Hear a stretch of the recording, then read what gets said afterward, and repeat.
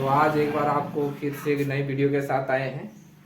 तो आज आपका हिस्ट्री का पार्ट 3 बताएंगे। पार्ट 3 आपको पार्ट 1 पार्ट 2 दे चुके हैं, आपको पार्ट 3 ठीक है। देखिए नोट्स आपका, ठीक है।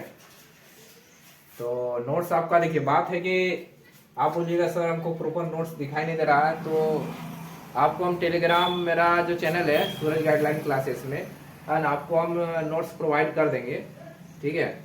तो आप लोग सिर्फ यहाँ से सुनिए मुद्दा को, उसके बाद आप नोट्स टेलीग्राम चैनल में आपको डाल देंगे, वहां से आप लिख लीजिएगा, ठीक है। तो कल तो आधा बताए थे, आज एपिग्राफी के ऊपर बता दे रहे हैं ना, एपिग्राफी किसे कहा जाता है, ठीक है। तो एपिग्राफी किसे कहते हैं, देखिए एपिग्राफी हम प्राचीन काल का भी चल रहा है चर्चा, ठीक है ना। तो प्राचीन काल में जो एपिग्राफी है, एपिग्राफी का मतलब होता है जो हम लोग शिलालेख, है ना, जो पत्थर में जो लेख लिखा जाता था, ठीक है। उसके बाद दीवारों में जो लेख लिखा जाता था, उसके बाद आपका जो पत्थर में जो लेख लिखा जाता था, ठीक है। तो उसके जो पढ़ने की जो कला जो होती थी, है ना, उसी को हम कहते थे एपिग्राफी। क्या कहते थे? एपिग्राफी। सुनाई दे रहा है ना? चलो, तो याद रहेगा ना। तो शिलालेख के, है ना, अभिलेख, दीवार पर लिखी गई जो लेख रहते थे, पत्थर पर लिखी गई जो लेख रहते थे, है ना, उसका जो स्टडी जो किया जाता है उसको हम लोग कहते हैं एपिग्राफी। याद रह जाएगा, उसको क्या कहते हैं? एपिग्राफी कहते हैं, ठीक है।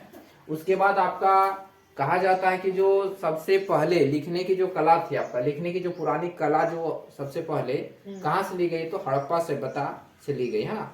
क्योंकि हड़प्पा सभ्यता आपका, है ना, प्राचीन सभ्यता है ना। विश्व की अनेक सभ्यताओं में से एक सभ्यता है हड़प्पा सभ्यता, ठीक है।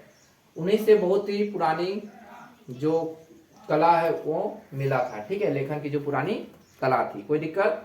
उसके बाद आपका देखिए, ये तो आपको बता दिए, प्राचीन काल में मुद्रा का प्रचलन था, ठीक है। तो प्राचीन काल में आपका सोना, उसके बाद चांदी, ठीक है ना, उसके बाद आपका हो जाएगा तांबा। तो ये सब मुद्राओं का प्रचलन था किस काल में?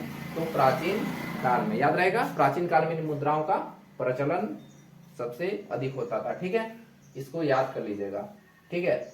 उसके बाद ये देखिए इंपॉर्टेंट एक क्वेश्चन है आपका कि किस शासकों के द्वारा सबसे पहले सोने पर लिखी गई, ठीक है, या सोने पर लिखित सिक्के मिले थे। तो हिंद यवन शासकों के द्वारा सबसे पहले, है ना, लेख को लिखा गया था, ठीक है ना।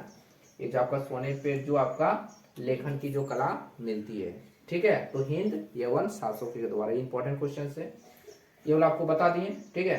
उसके बाद आपका झारखंड, है ना, देखिए हम लोग को इतिहास को झारखंड के इतिहास से भी जोड़ देना है, ठीक है, ताकि हम लोग का झारखंड का एग्जाम में, ठीक है, इतिहास का भी कुछ एग्जाम में इसी से रिलेटेड मिल जाता है, ठीक है।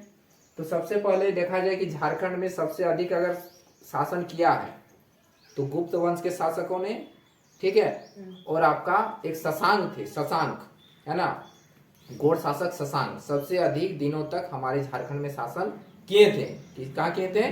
सबसे अधिक, ठीक है, याद रहेगा ना। तो ये वाला बाकी बहुत सारे आए और गए, ठीक है, ज्यादा दिन तक टिक नहीं पाया था, ठीक है। ये क्लास 6 का एनसीईआरटी बुक में मिलता है, ठीक है, याद रहेगा ना।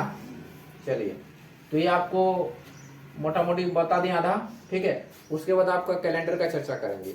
जो कैलेंडर हम लोग जो यूज करते हैं, ठीक है, तो हम लोग का जो यूज करते हैं कैलेंडर, वो आपका है ग्रेगोरियन कैलेंडर, ठीक है। तो ग्रेगोरियन कैलेंडर को हम लोग और 2-3 नाम से जानते हैं, ठीक है। एक आपका हो जाएगा जूलियस, है ना, जूलियन कैलेंडर, ठीक है ना। जूलियन कैलेंडर ईसाई कैलेंडर के नाम से भी जाना जाता है। किसको?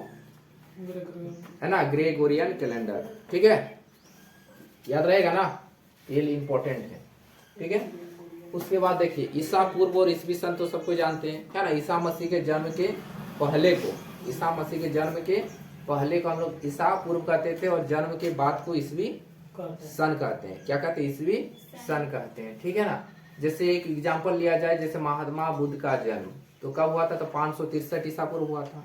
तो ईसा पूर्व में हुआ था, समझा कि नहीं? 563 पूर्व में इनका जन्म हुआ था। तो ये वाला इंपॉर्टेंट है, ठीक है। उसके बाद आपका देखिएगा कभी कभी आपका कैलेंडर में, इसमें ईसवी सन में और ईसापुर में कभी कभी लिखा रहता है एडी और कभी कभी लिखा है बीसी, है ना। तो एडी का मतलब होता है एनो डोमिनी, है ना। तो एनो डोमिनी का मतलब होता है ईसवी सन, ईसवी सन को कहा जाता है एनो डोमिनी, है ना। और बीसी कहा जाता है ईसा पूर्व, बीसी क्या कहा जाता है, ईसा पूर्व कहा जाता है, याद रहेगा ना, क्या कहा जाता है, ईसा पूर्व कहा जाता है, ठीक है, बहुत इंपॉर्टेंट है, ठीक है। तो आपका एनो डोमिनी बीसी का क्या होता है फुल फॉर्म, है ना, before the birth of Jesus Christ, याद रहेगा ना, बिफोर द बर्थ, है ना, before the birth of Jesus Christ, BC का फुल फॉर्म होता है ना। कभी कभी बीसी को, है ना, बिफोर कॉमन भी कहा जाता है ना। तो जैसे कि आपका बीसी को बीसीई भी कभी कभी लिखा जाता है, बिफोर कॉमन एरा भी कहा जाता है ना, कभी कभी बीपी भी कहा जाता है, ठीक है। कभी कभी बीसी को बीपी, है ना, बीसीई कहा जाता है, बिफोर कॉमन एरा, या तो बीसीई को कभी कभी बीपी भी कहा जाता है ना, बिफोर प्रेजेंट कहा जाता है। देखिए इंपॉर्टेंट बहुत है, इंपॉर्टेंट फैक्ट बता रहे हैं, ठीक है, जितना भी इंपॉर्टेंट है सब इंपॉर्टेंट है।